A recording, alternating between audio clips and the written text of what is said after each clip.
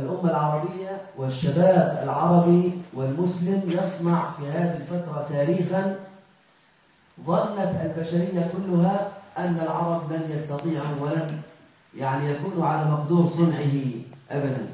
سبحان الله، أحد المؤرخين الذين أجلهم وأقدرهم تقديرا كبيرا دكتور طارق السويدان، وآخر اللي هو الدكتور راغب السرجاني، هؤلاء علماء وفقهاء أجلاء يا أخواننا. كنت أتابع قراءاتهم للتحرك التاريخي والتحرك الحضاري للأمم، ومتى تكبو الأمم ومتى تصحو ومتى تفيق ومتى تنهض ومتى تغير واقعها.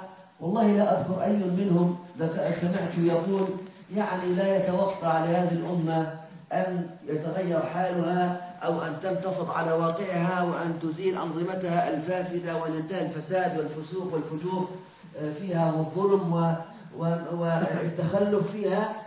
شعوبها لعشرات السنين نظامين قد غادرا ونظامين آخرين يلفظان أنفاسهما الأخيرة، وبعد الاثنين هذولا الشكل الجاي بيروح تبع اليمن وتبع ليبيا، وبعدهم يبدأ صفحة جديدة لأنظمة أخرى.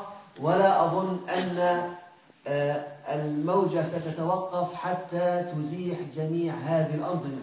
والذي يلاحظ يا أخواننا يجد ويراقب أن من وراء هذه الأحداث كلها